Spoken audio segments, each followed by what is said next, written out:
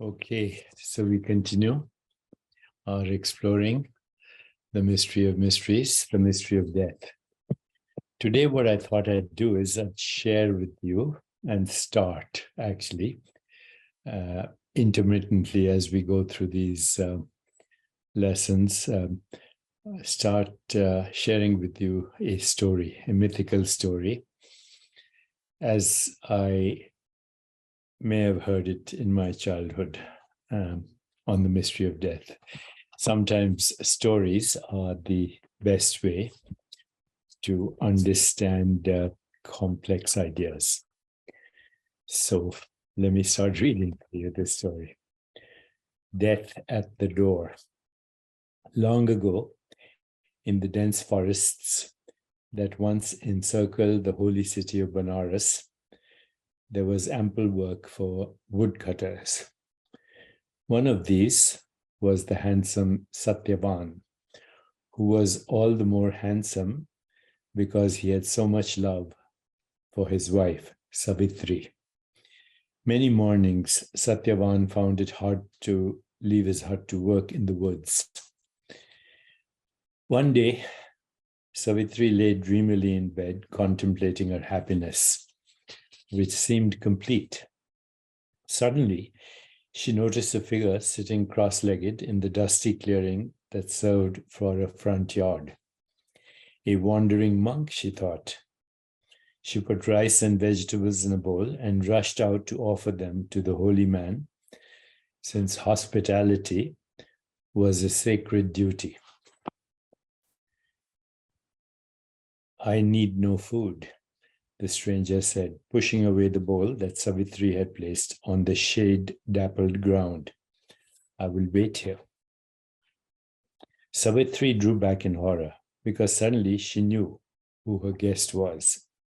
Not a wandering monk, but Death himself, who is known in India as Lord Yama. Who are you waiting for? She asked, her voice trembling. For one named Satyavan, the Lord of Death spoke politely. He was used to having absolute authority over mortals, and he approached them simply, with just a touch of imperiousness. Satyavan, Savitri cried out. She could hardly keep from fainting when she heard her husband's name. But he's strong and healthy, and we love each other dearly. Why should he die? Yama shrugged. Everything will be as it will be, he said, indifferently. But if you care so little, Savitri said, her wits coming back to her, then why not take someone else? There are sick and wretched people begging for the release of death. Visit them and leave my house in peace. I will wait here, Yama repeated, unmoved by her plea and by the tears welling in Savitri's eyes. In Yama's face, she saw a world where everything is nameless and without pity. The young wife rushed back inside. She paced the floor, frantic in the knowledge that her husband would come home to meet his doom. Tigers feared the swing of brave Satyavan's axe, but here was an enemy no blade could touch. Then Savitri had an idea born of desperation. Throwing a cloak around his shoulder, she ran out the back door into the woods. Savitri had heard that there was a sacred place on the mountain, a space in the earth as large as a cave formed by the roots of a huge banyan tree. A reputed holy man lived there. Savitri would beg for his help. But she didn't know her way and soon found herself following deer paths and washed out gullies. Fear drove her as hard as breath and strength would allow, and so Savitri wandered higher and higher until she was totally exhausted. She collapsed on the ground and slept for a time. She couldn't tell how long. When a shaft of sunlight opened her eyes, Savitri found herself at the foot of a huge banyan tree. She spied the cavernous hole among the roots and peered into it anxiously. Before she could summon the courage to enter, a voice from inside said, "Go away." It was so loud and sudden that she jumped. "I can't go away," Savitri replied, her voice trembling. She explained her desperate plight, but the voice from the darkness said, "How are you different from everyone else? Death is 2 steps behind us, from cradle to grave." Tears welled in Savitri's eyes. "If you're wiser than ordinary people, you must have something more for me."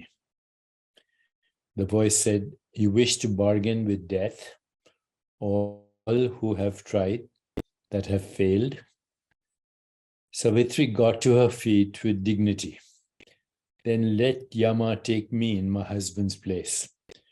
What everyone says is true. Death is absolute.